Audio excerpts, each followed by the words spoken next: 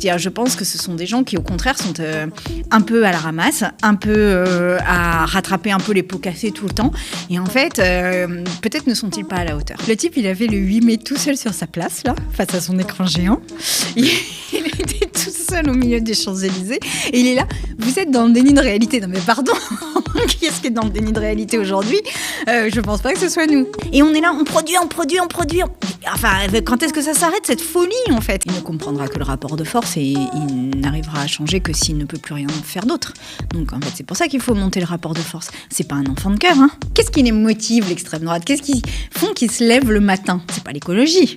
Jamais. Et je rappelle quand même qu'il y ait des milliers de morts dans la Méditerranée les dérange moins que la mort de dauphins. Donc, en fait, ça va pas. On n'est pas au bon niveau, là. Elle est rapidement devenue une personnalité politique et médiatique de premier plan. À gauche, elle fédère peut-être autant qu'elle divise, jusque dans son propre parti, Europe Écologie Les Verts, qu'elle a même failli de peu diriger.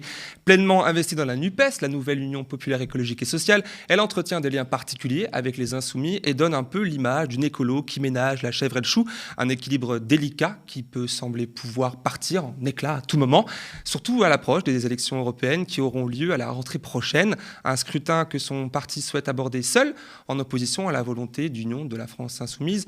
Alors, quelle est la stratégie politique des Verts, et plus spécifiquement de mon invité, à l'heure d'une inédite crise de régime sur fond d'un mouvement social d'une ampleur inédite, mais qui semble peut-être entrer dans une sorte de pause ?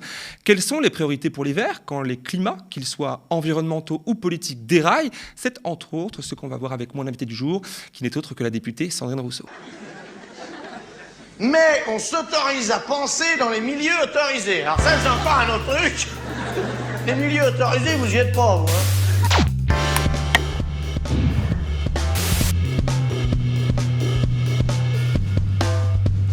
Bonjour Sandrine. Bonjour. Comment allez-vous ? Ça va. Le moral est là, le moral est beau fixe ? Au beau fixe, j'irai pas jusque-là, mais enfin, ça va. Ça va. Les choses bougent, vous me disiez justement. On va voir ça ensemble. Alors, vous êtes régulière sur le plateau, vous venez régulièrement aux médias, mais la dernière fois qu'on s'est vu ici même, c'était il y a déjà 1 an, vous vous souvenez ? Il y a déjà 1 an, vous n'étiez pas encore député. C'est vrai ? Et déjà, vous êtes revenu voir d'autres personnes, mais là, c'était il y a 1 an. Et donc, du coup, ça fait 1 an que vous parcourez les couloirs du Palais Bourbon, 1 an que vous siégez à l'Assemblée nationale dans l'opposition de gauche. C'est votre premier mandat, et pour l'avoir eu, vous êtes carrément installé à Paris 1 an après. Des regrets ou pas ? Aucun regret.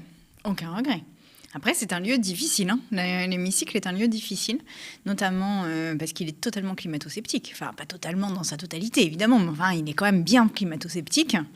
Et puis, j'aurais pas pensé à ça tout de suite. Le premier truc qui vous a marqué, c'était... Ah oui. J'ai été frappée de ça. En arrivant dans l'hémicycle, les premiers discours, on voyait immédiatement que le climato-scepticisme.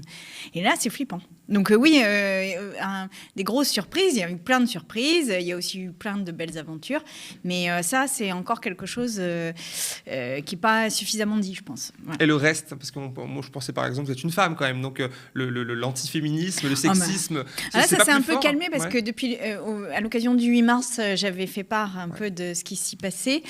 Donc depuis, ça s'est un peu calmé. Mais alors avant, mais quel scandale Mais je sais pas, cet hémicycle a 50 ans de retard sur la société, quoi.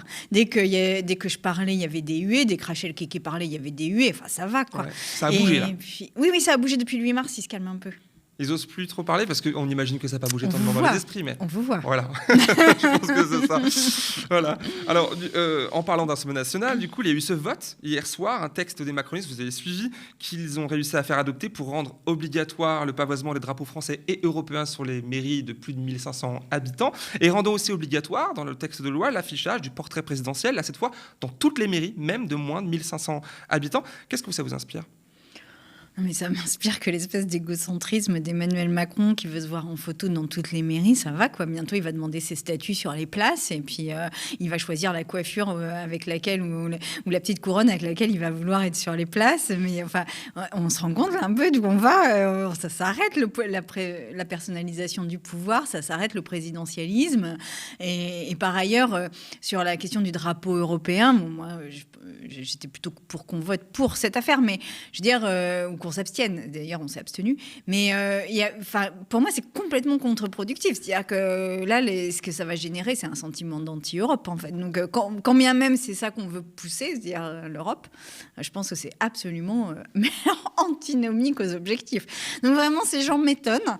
Et peut-être que, d'ailleurs, un des enseignements de cette première année dans les ors et dans les velours du pouvoir, c'est de m'apercevoir qu'en fait, le macronisme, ça n'est pas parce qu'on le présente comme un espèce de grand stratège, toujours avec des stratégies, des longueurs d'avance, et il prévoit les coups à l'avance et tout ça. Et c'est pas du tout ce que j'observe. C'est-à-dire, je pense que ce sont des gens qui, au contraire, sont un peu à la ramasse, un peu à rattraper un peu les pots cassés tout le temps. Et en fait, peut-être ne sont-ils pas à la hauteur. Et je pense qu'il ne faut pas négliger cette hypothèse-là. Voilà. Je vois d'ailleurs, vous dites que vous êtes abstenu, vous étiez absente lors du vote à ce moment-là, mais le groupe s'est abstenu. Il y en a deux qui ont voté pour, le texte a été notamment voté grâce aux voix de votre groupe Europe Écologie Les Verts. Les deux présents ont voté pour cette loi, et les socialistes aussi, alors que les insoumis complètement contre. Pourquoi vous personnellement pas pris part au vote sur ce texte-là ? Alors pour une raison très simple, c'est que si on doit être présent dans l'hémicycle, on y est de 10h le matin jusqu'à minuit, qu'on ne fait plus rien d'autre, et qu'évidemment on a d'autres choses à faire en circo. Là, en l'occurrence, hier, j'avais un rendez-vous en circonscription. Et donc, voilà, il faut bien comprendre qu'on ne peut pas être là non-stop dans l'hémicycle, c'est absolument Vous comprenez impossible. que beaucoup de personnes ne comprennent pas forcément, parce qu'on se dit, c'est pour ça que je le dis. C'est bien de le préciser. Mais c'est pour ça que je le dis. Le travail d'un vraiment, député. c'est de 10h à midi. Et en fait, le travail d'un député, c'est pas que d'être dans l'hémicycle. C'est ça aussi qu'il faut comprendre. C'est d'être en circonscription, c'est d'aider les gens dans la circonscription, c'est de faire des déplacements, et puis il y a aussi un temps personnel. Et là, vraiment, quand on est député, il est restreint au minimum possible. D'ailleurs, tout à l'heure, je parlais un peu de votre expérience. Vous voyez comment les 4 ans qui arrivent, parce qu'à une année, vous dites qu'il y a eu beaucoup de choses, etc. 4 ans encore en plus. Je sais pas. Vous êtes toujours aussi motivé Motivé, oui, ça, personnellement, je le suis. Après, qu'est-ce qui va se passer, ça, je sais pas. Je sais pas, parce que là, je crois qu'on est dans un moment, à mon avis, de bascule. Et il faut faire basculer dans le bon sens. Justement, en parlant de ce moment de bascule, ce contexte politique qui, depuis déjà, depuis fin janvier, semble un peu figé, avec autour de la réforme des retraites, etc. Le gouvernement qui déploie beaucoup de force, vous l'avez suivi, vous le vivez, pour tourner la fameuse page retraite, mais se heurte aux casserolades. D'ailleurs, deux petites infos au passage, la secrétaire d'État chargée à l'écologie a réussi à esquiver les casserolades le 8 mai, en annulant un déplacement dans la minute. Il y a aussi Gérald Darmanin, vous avez suivi, qui lui a carrément menti sur son agenda pour ne pas s'y confronter. Avec des papiers en tête. Tout à fait, ouais. Comment vous analysez cette séquence-là ? Et puis, est-ce qu'elle peut encore durer ? 2 questions en une. Déjà, je voudrais dire que je suis hyper admirative des gens qui se bougent pour aller faire des casserolades à chaque déplacement de ministre. Enfin, vraiment, ils rendent un service énorme. Donc, merci. Merci à vous de rien lâcher. Ok, vous soutenez bien cette méthode, ok. Ah oui. Ouais. Oui, je trouve qu'elle est efficace. Et puis, ça permet de ne pas passer à autre chose. Et je pense qu'on ne peut pas passer à autre chose, en fait, là. Parce que si on passe à autre chose, on accepte non seulement la continuité d'un modèle qui nous envoie dans le mur, qui nous met en danger, et pour notre santé et pour la planète, et qu'en fait c'est maintenant l'heure du rendez-vous, il est là, et donc si on laisse passer ça, on laisse passer finalement le libéralisme, et ça, aujourd'hui c'est plus possible. Donc voilà, je pense qu'on lâche rien, nous dans l'hémicycle en tous les cas on ne lâche rien, dans la rue c'est pareil, et voilà, faut qu'on soit solidaires les uns des autres.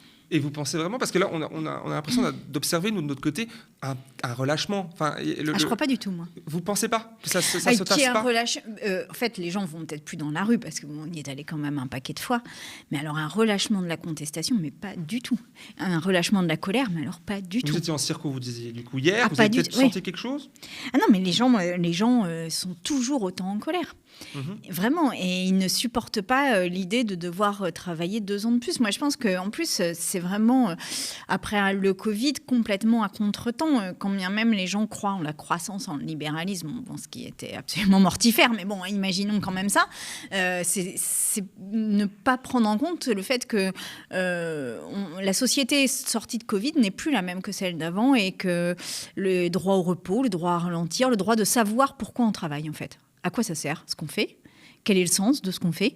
En fait, ce sont des questions qui sont très profondes et qui sont politiques. Et puis qui sont partagées par toutes les classes sociales, par toutes les catégories sociales, et qui sont, au fond, très politiques. Très, très politiques. Le droit à la paresse, ce qui avait mis en en PLS. Une de vos sorties, justement, oui. En position latérale de sécurité, c'était, bien des gens. Mais en fait, le droit à la paresse, il est fondamental. Déjà pour se reposer, et puis ensuite, simplement parce que notre vie vaut plus que quelques points de PIB, en fait. C'est votre point de vue, effectivement, qu'on peut partager, c'est sûr. Mais le président ne semble pas être mis à jour de cela. Dans Challenge, je ne sais pas si vous avez suivi l'interview qu'il a donnée hier dans Challenge, il dit encore que les opposants, ou du moins les personnes qui s'opposent à sa réforme des retraites, sont, je le cite, dans le déni de réalité, jugeant qu'il prépare ainsi l'arrivée au pouvoir des extrêmes. Ça vous inspire quoi? Je vois que vous voulez déjà, mais... Dans le déni de réalité. Le type, il avait le 8 mai tout seul sur sa place, là, face à son écran géant. Il était tout seul au milieu des Champs-Élysées. Et il est là, vous êtes dans le déni de réalité. Non mais pardon, qui est-ce qui est dans le déni de réalité aujourd'hui?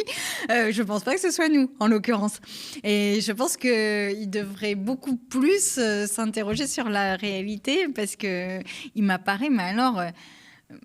complètement hors sol, quoi. Mais complètement hors sol. Je pense qu'il est même plus rattrapable, là. Je crois qu'il est... Il est dans une autre réalité, parce qu'il y a plusieurs réalités, finalement. Il est dans un univers parallèle, même. Je pense qu'il faut aller le rattraper, mais je ne suis pas sûre que ce soit possible. C'est peut-être pas votre travail, je ne sais pas. Vous voulez le rattraper encore, le président Macron? Non, qu'il s'envole, qu'il parte dans son univers parallèle et puis qu'il nous laisse transformer les choses. parce que là, est-ce que le président Macron, à ce stade-là, est encore... Alors, c'est le président, évidemment, mais on a vu, il y a une demande de démission dans une pétition de l'Assemblée nationale. Vous l'avez signée, cette pétition? Je ne sais plus si j'ai signé ou pas, mais je pourrais la signer, oui. Je ne sais pas si je l'ai déjà fait ou pas, en fait. Et du coup, est-ce que c'est encore quelqu'un, même s'il remplit cette fonction présidentielle, à convaincre, en fait? Ou alors là, vous dites non, qu'il parte?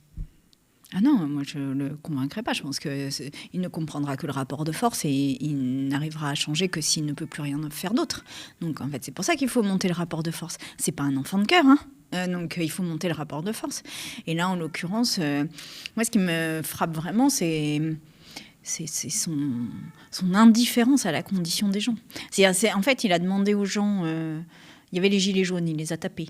Plus que tapés. Plus que tapés, il les a éborgnés, il les a blessés. Et les gilets jaunes, c'était déjà des gens, pour beaucoup, qui avaient des emplois précaires, qui avaient du mal avec les fins de mois, qui multipliaient les boulots difficiles. Après, il y a eu le Covid. Ces gens-là, les mêmes, étaient en première ligne. Et ils n'ont pas râlé. Ils y sont allés. Les éboueurs, les aides-soignantes, ils y sont tous allés. Longtemps. On les a applaudis, mais en plus, ils y sont allés au mépris, au mépris du danger.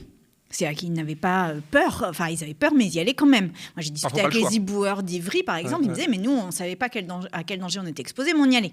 Donc ils y sont allés.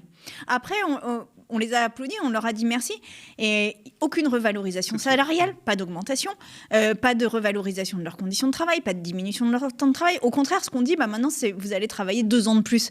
Mais en fait, vous savez, c'est le type... j'ai l'impression, moi, des fois, de la caricature des représentants de commerce là, qui vous vendent un truc et puis qui, après, vous vendent l'encyclopédie complète. On a l'impression qu'ils vous donnent un prospectus, puis à la fin, vous repartez avec une encyclopédie de 12 tomes. Mais là, on ne veut pas de ça. On ne veut pas de ça. Et les gens le disent pour la première fois. Ils disent non, là, on ne veut pas. Et ben, respect. Respect absolu. Et en plus, si on pousse le raisonnement plus loin... C'est un modèle qui est un modèle productiviste. On produit pour produire. Maintenant, on va faire de l'industrie verte. Allez, on produit. À la fin, on produit pour quoi? Je veux dire, il n'y a pas 1 cm² de cette planète qui n'est pas pollué. On est dans un danger extrême. On a 3 ans pour agir. 3 ans. Sinon, là déjà, il y a des villages qui ont déjà plus d'eau potable. On est dans les limites planétaires, on les atteint. On est à la frontière. Il y a des points de bascule qui sont déjà atteints. Et on est là, on produit. Mais quand est-ce que ça s'arrête, cette folie, en fait? Quand est-ce que ça s'arrête? Mais c'est une urgence, justement. Et c'est ça la question qui est posée à Macron. Mais il est incapable de la comprendre. Incapable de la comprendre. Alors, du coup, on entend l'urgence. Vous faites le pont très rapidement et c'est, je pense, très juste de le faire avec l'urgence climatique, la retraite et le productivisme. Mais là, on a dans le viseur la date du 8 juin. Hein, vous y serez, j'imagine, vous n'allez pas la louper. Là, c'est certain qu'on va être à l'Assemblée nationale. Jour où tiendra du coup ce vote qui pourrait être décisif avec cette proposition de loi qui vise à abroger cette réforme. Hein, voilà. Sophie Binet lançait hier un appel à tous les députés, sauf à l'extrême droite, elle a précisé plus tard. On l'écoute. L'objectif à travers cette proposition de loi qui sera examinée le 8 juin prochain, c'est d'abroger la réforme des retraites et ainsi de permettre de passer à autre chose et de pouvoir enfin parler des vrais sujets de préoccupation des salariés, à savoir l'augmentation des salaires, l'amélioration des conditions de travail, les questions environnementales, etc. Ça fait presque que 4 mois qu'il y a des millions de salariés qui manifestent, qui font grève à un niveau inédit de mobilisation. Cette proposition de loi, elle permet d'entendre ce qui se passe dans le pays et de pouvoir rassembler le pays en passant à autre chose, en abrogeant la réforme. C'est la raison pour laquelle j'appelle ici solennellement l'ensemble des députés le 8 juin prochain à prendre leurs responsabilités et à voter cette proposition de loi d'abrogation de la réforme des retraites. Alors, Sophie Binet, j'imagine qu'elle n'a pas besoin de vous convaincre. On connaît déjà la nature de votre vote à ce moment-là. Mais comment vous appréhendez, j'ai plusieurs questions, ce vote du 8 juin et qu'est-ce que vous dites si vos collègues là, vous écoutent de toute l'Assemblée à ceux qui hésitent, à ceux qui pensent peut-être voter contre? Alors déjà, je voudrais parler aux gens pour qu'ils se mobilisent le 6 juin. Parce que l'avant-veille, l'avant-veille, il y a une mobilisation. Ouais. Il faut vraiment qu'on soit très très nombreux dans les rues. C'est très important parce que ça mettra la pression sur l'hémicycle. Ça compte toujours ça? Ah oui, okay. Oui. C'est-à-dire qu'en fait, le risque, si vous voulez, le 8 juin, c'est qu'il y a des gens qui ne viennent pas. Donc dans ces cas-là, ils ne voteront pas contre la réforme, ils viendront juste pas. Oui. Et ça peut être déterminant pour que le texte passe ou que le texte ne passe pas. Donc en fait, il faut qu'ils se sentent obligés de venir et obligés de voter contre. Et, vous les appelez d'ailleurs, peut-être, on l'a vu, à contacter leurs députés pour leur demander d'y aller? On peut le faire, un travail au sein de l'hémicycle, évidemment, pour essayer de chacun convaincre le député, tout à fait, les uns et les autres. Ouais. Après, je voudrais peut-être avoir un mot pour les députés LR, les Républicains, puisqu'ils sont au centre de toutes les attentions, parce que s'ils votent contre, alors la loi d'abrogation passe. S'ils ne votent pas... C'est eux qui mènent la danse? C'est eux qui mènent la danse. Enfin, ils ne mènent pas la danse, parce qu'ils ne sont pas dans les rues, mais ils sont charnières. Donc, ces députés républicains, ils nous avaient vendu la main sur le cœur, les trémolos dans la voix. Le fait qu'ils allaient voter pour cette réforme, parce qu'il y avait des avancées, notamment l'index senior, notamment le CDI senior, c'est-à-dire le contrat à durée indéterminée senior, etc. Ouais. Tout ça a été balayé par le Conseil constitutionnel. Donc en fait, tout ce qui faisait qu'il l'a voté a été balayé par le Conseil constitutionnel. Donc maintenant, si vous êtes logique avec vous-même, il faut absolument abroger cette loi. Et on compte sur vous, en fait. On compte sur vous. Parce que dans l'électorat républicain, il y a aussi des gens qui sont des artisans, des ouvriers. Et ces gens-là ne peuvent pas travailler. Et je pense que les députés républicains sont plus sensibles à la question sociale, étrangement, que ne l'est Macron et les macronistes. Et je pense que la sociologie des Républicains fait qu'ils sont plus sensibles à la question sociale, bizarrement, et même presque contre-intuitivement, j'ai envie de dire. Le message est passé. Alors, on parlait justement à l'instant, vous parliez du 6 juin prochain, donc 2 jours avant à cette manifestation. Alors, elle est loin ? Oui. Peut-être trop loin. Alors, on va peut-être parler un peu aussi de la manière de lutter. Là, alors on voit la NUPES, on vous voit vous aussi présente à chaque fois, ou quasiment, du moins la NUPES, elle l'est, les Verts et les autres, dans les manifestations. Mais aussi, on entend la demande des Françaises et Français à maintenir la pression, et même vous, tout à l'heure, à augmenter cette pression, le rapport de force, à le changer, à le radicaliser. Je ne sais pas si c'est un terme qu'on peut encore utiliser. Du coup, à varier aussi les méthodes d'action. Vous, à la NUPES et chez les Verts, c'est quoi votre position sur ce sujet-là d'augmenter? Est-ce que vous êtes toute seule à penser ça ou alors c'est partagé chez les Verts? Je ne saurais pas trop répondre à cette question, mais en tous les cas... Vous ne parlez pas sur ce point-là? J'ai pas eu de discussion récente en tous les cas. Après, moi je fais beaucoup confiance à l'intersyndicale et je pense que d'ailleurs la direction des Verts aussi sur la manière dont ils gèrent les choses, parce que pour l'instant il faut quand même reconnaître qu'ils ont très bien géré les choses. C'est vrai que ça paraît loin le 6 juin et ça nous a tous et toutes surprises. C'est loin. C'est loin. Mais après, peut-être est-ce eux qui ont raison. Peut-être qu'il faut laisser les gens se reposer et repartir le 6 juin. Parce que force est de constater que les gens aussi en ont marre de défiler pour rien. Donc, j'ai pas de certitude. C'est pour rien, mais alors du coup, vous me disiez non, c'est pas pour rien. C'est défilé dans la rue. Vous dites que c'est pour rien? Non, mais ils défilent. Pour l'instant, on n'a pas gagné. Mais le 8 juin, la pression monte quand même. Et je vais même vous dire, s'il n'y avait pas eu tous ces défilés, je pense qu'il n'y aurait pas eu de proposition de loi pour le 8 juin par le groupe Lyot. Donc en fait, c'est tous ces défilés, c'est toutes ces mobilisations qui conduisent... C'est la somme des choses. Exactement, qui conduisent Lyot à ne pas lâcher. Donc en fait... ça a une utilité, même si elle n'est pas immédiate et palpable. Et donc, le 6 juin, il y a vraiment un enjeu très fort à se mobiliser. La seule chose, c'est que... il va falloir aussi qu'on fasse masse, parce qu'en fait, il peut y avoir des mobilisations qui soient quelques groupes qui mettent le feu à des poubelles, ça va faire des belles images sur BFM, on va les voir tourner en boucle, on va s'inquiéter de la sécurité, etc. Mais à la fin, il y a quand même un enjeu... Vous dites quoi de ça? Un mot là-dessus? J'y reviendrai, Ok. mais il y a un enjeu, c'est que les cortèges soient nombreux, soient massifs, soient familiaux, et ça vraiment, ça dépend des gens. Et donc, s'il vous plaît, il faut qu'il y ait beaucoup de monde. venez. Alors du coup, ok. Et ces manifestations, vraiment un mot là-dessus. Je ne veux pas vous demander de condamner les violences, parce qu'après, ça a tout le tintouin sur c'est quoi la violence, etc. On connaît la réponse, mais ça, ces actions, ces manifs. Comment on appelle ça déjà, spontané et pas sauvage, où les gens font aussi une sorte de pression en utilisant la sécurité ou le sentiment de sécurité dans la ville de Paris essentiellement, mais pas que. Vous en pensez quoi ? Moi, j'ai l'impression pour l'instant que ce qui se passe, c'est surtout des casserolades. C'est-à-dire que les gens viennent taper sur des Il n'y a casseroles. pas que ça, on a vu. Je l'ai même moi-même couvert plusieurs fois pour le média ou ailleurs. Au début, il y a eu quelques manifs. Après le 49.3, il y a eu quelques manifestations comme ça, non déclarées. Mais en fait, elles ont été peu nombreuses quand même. Aujourd'hui, à ma connaissance. Il y en a encore. Il y en a encore. Surtout après les grosses manifestations, il y a des centaines de personnes, mais parfois des milliers, qui partent en manif et qui brûlent des poubelles et qui font du bruit. Tant que c'est brûler des poubelles, je vais vous dire, voilà, pour moi, c'est pas. Le 1er mai a été marqué aussi par des violences oui, mais contre la police. C'était une déclaration, c'était une manifestation déclarée le 1er mai, c'était connu. Voilà, je souhaite qu'on blesse personne. Donc voilà, c'est très clair, on doit blesser personne.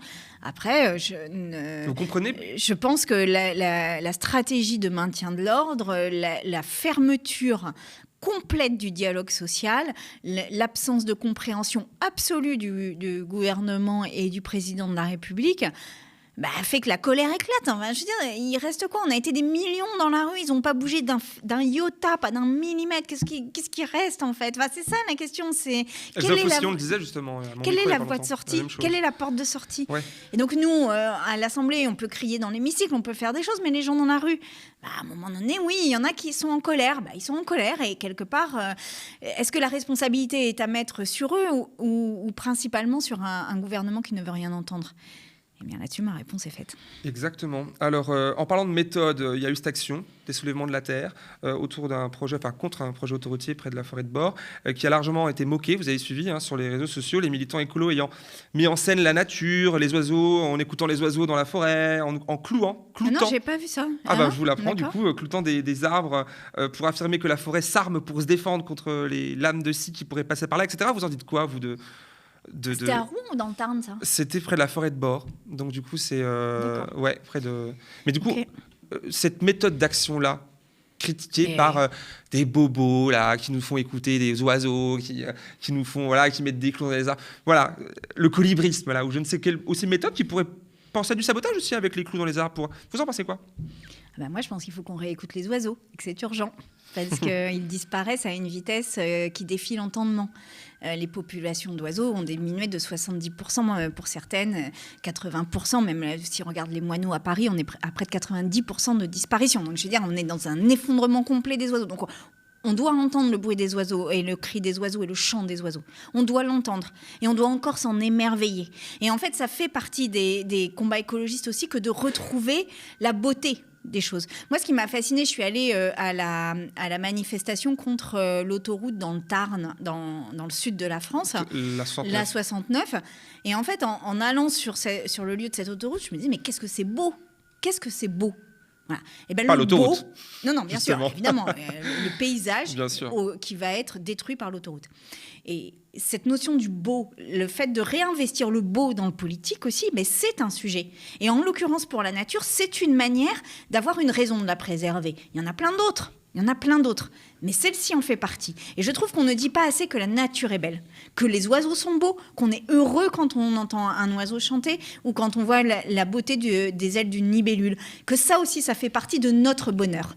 Et que, en fait, se couper de ces émotions-là, c'est se couper en fait de moyens d'action. Parce qu'en fait, si on ressent ces émotions, eh bien, on trouve aussi l'énergie de se battre pour que ces paysages soient préservés, pour que cette nature soit préservée, pour qu'on continue à entendre des oiseaux. Donc moi, je dis oui, le beau doit être politique. Et en l'occurrence, il y a du beau dans la nature.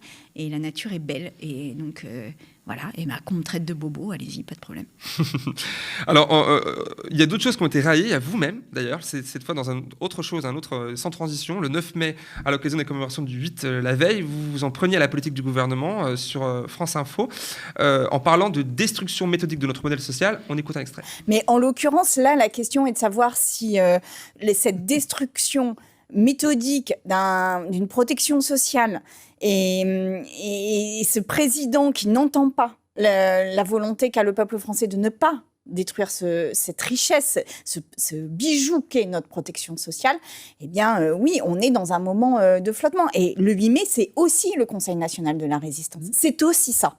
Et ben voilà, les casseroles, ça répondait à ce moment de dire, là, on était en train de détruire ce que des résistants ont fait. On était en train de détruire ce pourquoi des Jean Moulin sont morts. C'est ça qu'on est en train de faire. Sur le même plan. Alors, ces propos ont déclenché de vives réactions, vous l'avez vu sans doute sur les réseaux sociaux, où l'on vous reproche, et notamment Éric Nolot vous reproche de tordre l'histoire pour servir votre idéologie. Alors, que Jean Moulin et que notre modèle social n'a rien à voir, c'est un peu leur mot. Alors, vous leur répondez quoi au Éric Nolot? Je leur réponds que c'est bien mal connaître l'histoire de France, en l'occurrence. Parce qu'à la sortie de la guerre, la question que s'est posée le Conseil national de la résistance, c'est comment fait-on pour que ça ne se reproduise pas? Comment fait-on pour que l'extrême droite, le nazisme, le fascisme ne se représentent pas et ne regagnent pas?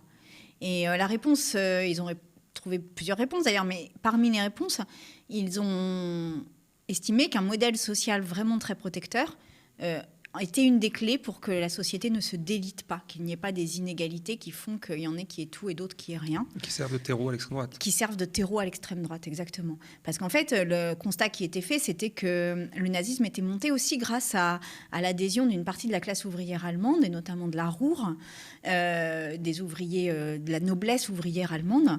Et donc, la question, c'était comment fait-on pour mettre tout le monde dans un ensemble, et dans un ensemble qui n'explose pas par les inégalités. Et comment on fait aussi partager le progrès technique pour que tout le monde ait accès à ce progrès, etc. Et en fait, c'était hyper intéressant comme démarche. Et donc, ce Conseil national de la résistance, il a été fait directement en réaction à la guerre et au nazisme et à la résistance, en disant, mais voilà, comment fait-on pour que ça ne se reproduise pas? Comment fait-on pour que des Jean Moulin ne meurent pas, en fait, ne meurent plus encore comme ça. Et donc, voilà, par ailleurs, donc, c'est ça non seulement un lien, mais c'est absolument déterminant, puisque aujourd'hui où l'extrême droite est au bord du pouvoir, eh bien, il y a vraiment cette question qui se repose. Comment fait-on société? Et que des gens comme Éric Nolot critiquent, enfin, d'où parle Éric Nolot? Il parle de l'extrême droite. Il a écrit des livres avec Soral. Bon, Emma, donc, lui n'a pas intérêt à ce qu'on le rappelle, ça. Donc, très bien, eh ben, je vais le rappeler. Alors, la transition est toute faite pour aborder la question de l'extrême droite, évidemment. Alors, il y a eu ces défilés choquants, on est tous d'accord, à Paris, le 6 mai, qui a donné des réactions bien problématiques de Madame Borne, de Monsieur Nunes, le préfet de Paris, le silence aussi du président Macron, avant que Monsieur Darmanin annonce vouloir faire interdire toutes les prochaines manifestations de ce type-là. Vous le croyez sincère quand il dit ça? Je le crois jamais sincère, vraiment, Charles Darmanin. Donc, comme ça, c'est un peu impréalable. Okay. Après, peut-être le fera-t-il. Je voudrais pas non plus qu'il y ait cette idée que extrême gauche égale extrême droite et que si on interdit l'extrême droite, on interdira l'extrême gauche. Et donc, il y a quelque chose à creuser de ce côté-là. Après, la manifestation nazie là, qu'il y a eu dans les rues de Paris était une manifestation qui n'aurait jamais dû exister, qui n'aurait jamais dû être autorisée. Surtout en plein dans une période où on interdit les casserolades. C'est-à-dire qu'on ne peut pas autoriser les nazis et interdire les casseroles. Quoi. Ça n'a pas de sens. Ouais. Voilà. Ouais. Et 2 jours avant le 8 mai.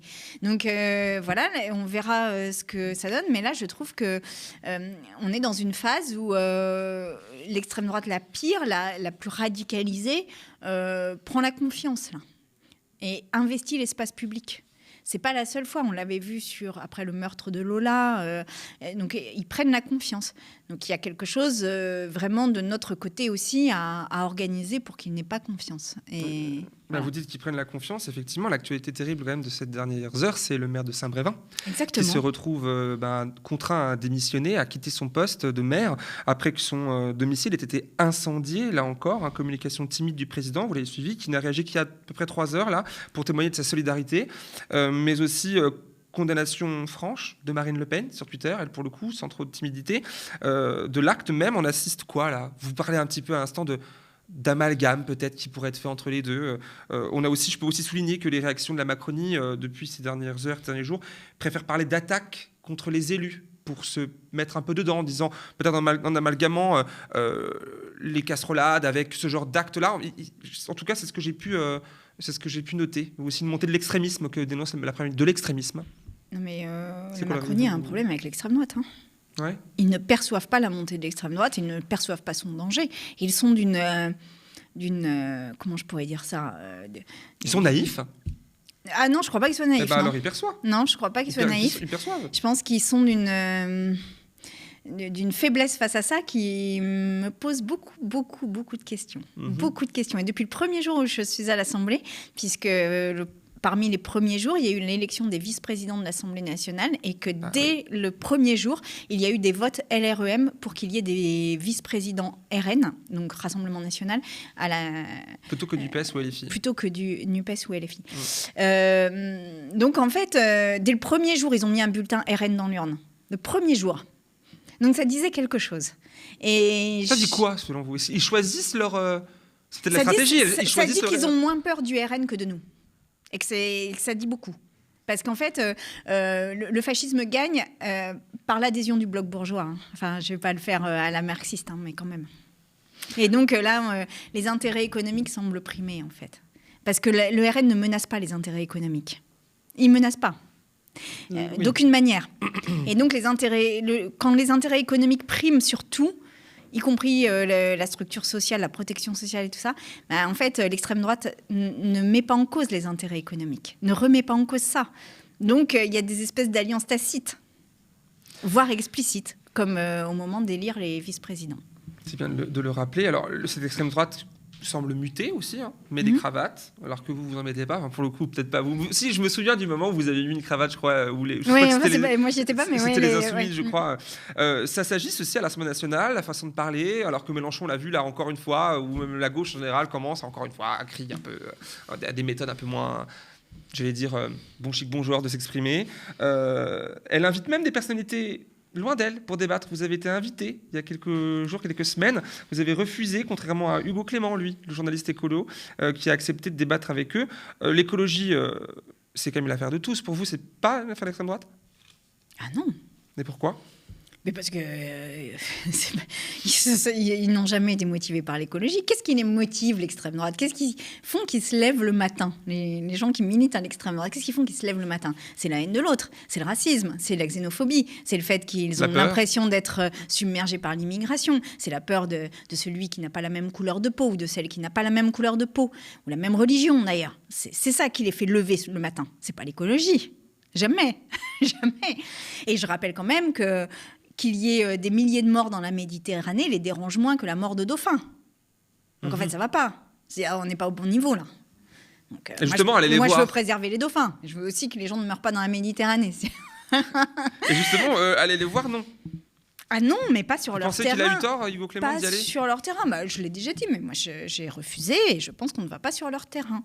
Je pense qu'on ne va pas leur donner une caution. Ouais. Leur donner une caution. Parce que y aller, c'est donner l'illusion qu'ils s'intéressent à l'écologie, alors que c'est pas vrai.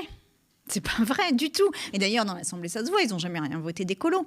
Donc, en fait, c'est parce que en fait, les gens n'ont pas le détail des débats. Donc, ce qui va se passer, c'est qu'on va voir qu'un écologiste est présent dans un rassemblement d'extrême droite. Donc, ça veut dire que s'il y est, c'est qu'on parle écologie, alors que ça n'est pas vrai. Donc, moi, je veux pas donner cette caution-là. Je veux pas faire semblant. Voilà. Bien. Sans transition, encore une fois, passons à la question européenne. Alors justement, on en parlait dans l'intro tout à l'heure, qui peut poser un peu des problèmes, sème la discorde un petit peu déjà. L'élection aura lieu à la rentrée. Et dans le JDD du 30 avril, vous l'avez lu, François Ruffin essayait de convaincre Marine Tondelier, qui dirige votre parti, d'y aller sous l'étiquette NUPES, alors que chez vous, votre parti, c'est non. C'est quoi, en fait? Est-ce que vous partagez cette... déjà, en tant qu'écologiste, vous aussi, c'est non? Ah non, moi je l'ai déjà dit, non. On veut savoir. C'est pour vous, vous êtes... Mais du coup, vous avez un pied dedans, un pied dehors, comment vous faites? Ah ben non, j'ai les deux pieds dedans. Les deux pieds dedans, mais j'essaye de faire en sorte qu'il y ait un débat, que ça ne soit pas quelque chose qui ne soit pas discuté. Parce que je pense que le moment, et pour toutes les raisons dont on discute depuis 10 minutes, pour toutes les raisons qu'on vient d'évoquer, c'est un moment qui est très important, en fait. C'est un moment... qu'il faut regarder avec beaucoup de, je pense, humilité et de se demander à chaque instant comment on sert le bien commun et comment on sert la bascule dans le bon sens. Et en fait, à chaque fois qu'il y a de la division, eh bien, je pense que on donne l'image d'un camp qui n'est pas prêt à gouverner, en fait. Même pour les européennes, où le mode de scrutin est différent, on peut Alors, comprendre. non, mais le mode de scrutin des européennes est différent, mais La on peut proportionnelle, au moins comprendre. discuter. C'est-à-dire que fermer la porte, c'est ne pas être dans une démarche collective. Donc on peut ne pas être d'accord à la fin, y aller chacun sous nos couleurs. Moi, je voudrais, par exemple, à minima, qu'il y ait une coalition, c'est-à-dire qu'il y ait le logo de la NUPES partout, si on n'arrive pas à faire autrement. Qu'au moins il y ait ça. C'est-à-dire de dire aux gens, on ne lâche rien, quoi. Ok. On ne lâche rien. On y c'est va pas parce que- différemment, mais on Ouais. est ensemble quand même. Et Ouais. par ailleurs, moi, Ouais. je pense qu'il faut quand même réfléchir à une liste. Voilà. Il faut y réfléchir. Après, c'est possible, c'est pas possible, mais comment on y réfléchisse? Qu'on ne ferme pas la porte comme ça tout de suite. Et alors, justement, ça, on vous a répondu quoi? Est-ce que cette discussion, vous l'avez eue avec Marine Tondelier, avec les autres? Bah oui, mais elle n'est pas d'accord, évidemment. Elle n'est pas d'accord. Voilà, mais Donc c'est mort. et je pense que dans mon parti, il y a sans doute une majorité qui n'est pas d'accord avec ça. Mais je crois qu'on doit quand même avoir la discussion. D'accord. Alors, on termine avec les questions des internautes, comme je vous disais tout à l'heure. J'ai demandé hier à plusieurs, enfin tout du moins à la communauté Twitter et Instagram du média, ils ont été nombreux à réagir. Donc on n'aura pas tout le monde. On commence par une petite vidéo, celle de Ella, qu'on regarde. Bonjour Madame Rousseau, bonjour le média. Je suis Ella, j'ai 41 ans, je suis maman solo de 4 enfants et je suis aussi atteinte d'une maladie psychiatrique invalidante qui m'empêche de travailler. Donc, comme on dirait aujourd'hui, je suis complètement une invisible.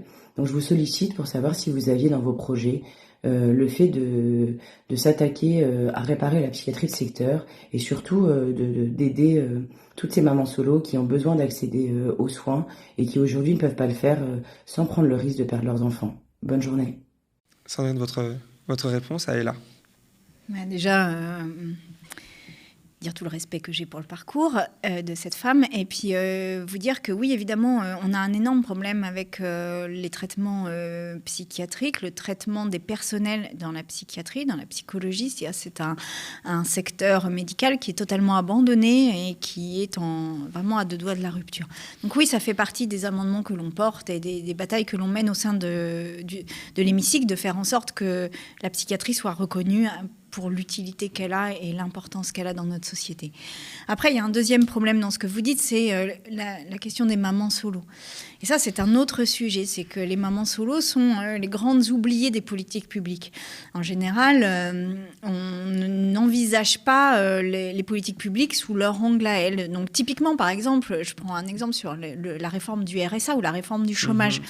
Le fait de devoir travailler 15 heures à 20 heures par semaine quand on est au RSA, a-t-on pensé au fait que ces mamans pouvaient ne pas avoir de mode de garde, par exemple? Est-ce que ça a été pensé? Pas forcément. Et est-ce que quand on fait la réforme du chômage et qu'on baisse les allocations chômage, est-ce qu'on se demande dans quelle situation sont les gens? Même les Donc, retraites, en fait, on l'a vu. Et les retraites, évidemment, les retraites, bien sûr. Donc en fait, il n'y a jamais ce prisme-là.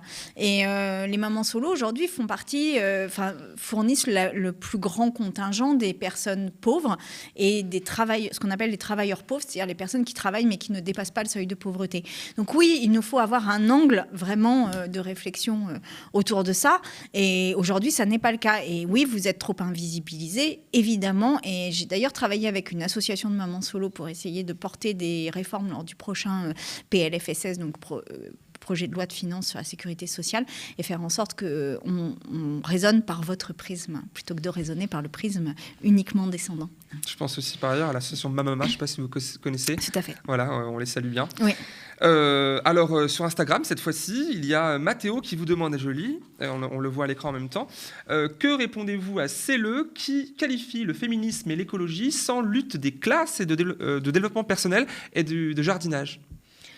Et du jardinage, qui qualifie ça vos combats finalement. Alors déjà, je voudrais dire qu'il n'y a pas d'écologie sans lutte des classes. Hein. C'est-à-dire que c'est sans lutte contre les dominations. d'une manière plus générale que la lutte des classes, c'est-à-dire sans lutte contre les dominations. Il n'y a pas d'écologie qui ne soit pas une écologie décoloniale, qui ne soit pas une écologie antiraciste, féministe, contre les LGBT-phobies, etc. Pourquoi ? Parce que c'est cet ordre social qui génère aussi la crise écologique. Donc voilà, après, moi je n'aime pas l'expression l'écologie sans lutte des classes, c'est du jardinage, parce que je pense que le jardinage est au fondement de la lutte des classes. Alors, ça nécessite que je m'explique 3 minutes. Mais... Justement, pas 3 minutes, mais oui, je comprends. En fait, si vous regardez dans les sociétés, dans toutes les sociétés, les dominés ont survécu grâce à des bouts de jardin. Que ce soit les esclaves, que ce soit en Martinique ou en Guadeloupe, que ce soit dans les jardins ouvriers d'Aubervilliers, etc. C'est-à-dire que le fait d'avoir un lopin de terre permettait d'avoir de meilleures conditions de vie et de survivre. Et en fait, les socialistes utopiques et tout ça, il y a eu plein de mouvements qui ont prôné le fait que justement, il devait y avoir un accès à des jardins pour assurer une moindre dépendance à l'argent, aux sphères marchandes, et puis pouvoir s'assurer les biens nécessaires qui sont la nourriture. Donc moi, j'aime le jardinage. Je pense même qu'on devrait avoir beaucoup plus de jardinage. Je pense que le fait de cultiver pour les personnes qui le peuvent, eh bien, c'est aussi un loisir. Ça fait partie de ces loisirs gratuits, etc.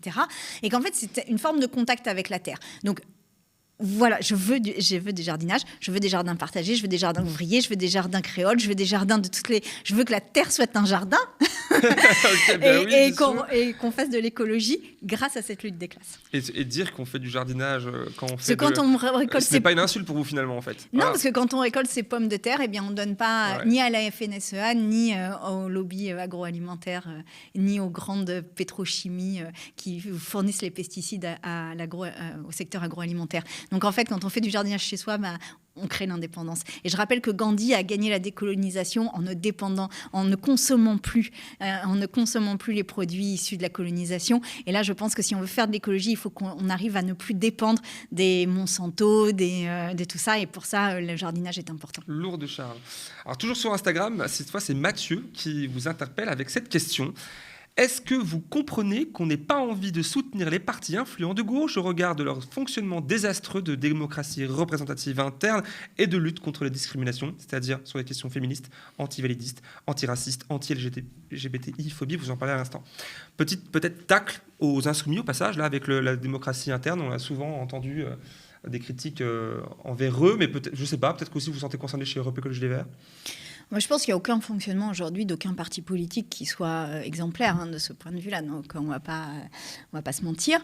Après, c'est toujours un cercle vicieux. Et c'est Mathéo. Et bien, Mathéo, je te le dis, c'est que... C'est Mathieu, cette fois-ci. Ah, Mathieu, pardon. Ouais. Mathieu, je te le dis, si...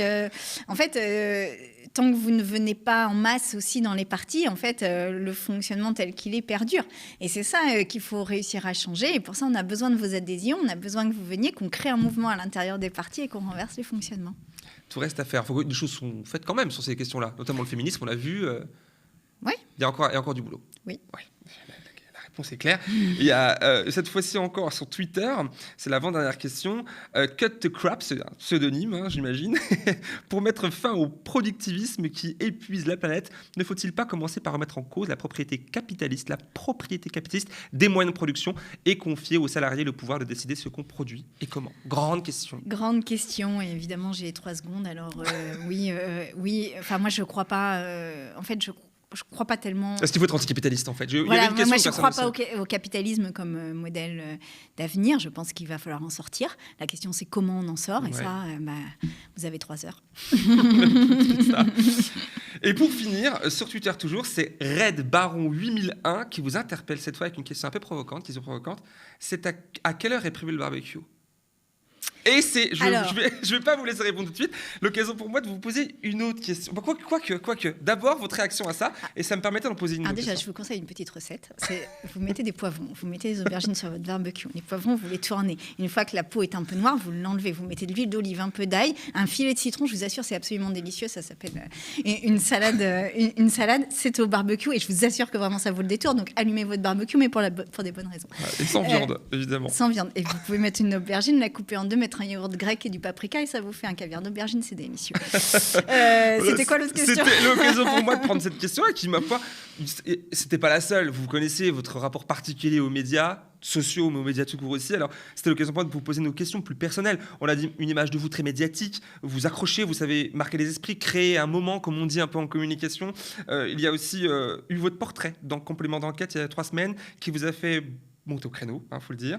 Deux questions, du coup. Comment vous voyez, en fait, votre rapport aux médias aujourd'hui, après quelques années d'expérience, parfois malheureuse? Et est-ce que ça a changé quelque chose, ce portrait-là, sur France 2? Votre rapport Non, aux ce médias? portrait n'a pas changé les choses. Enfin, moi, j'ai dit que je ne participerai plus à des trucs psychologisants pour savoir si j'ai pas un problème de rapport avec mon papa. Enfin, ça va quoi. Je pense qu'on a atteint le sommet, donc je ne vais plus participer à cette affaire parce que voilà, vous avez été déçu?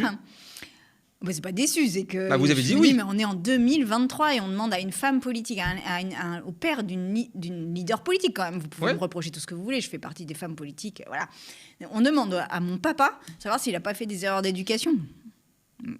Enfin, il faudra l'interroger un jour, cette affaire-là. Puis il faudra interroger d'une manière générale mon traitement médiatique, parce que je pense qu'il c'est l'occasion, là. Il y aurait des choses à dire. C'est quoi votre rapport avec les médias aujourd'hui?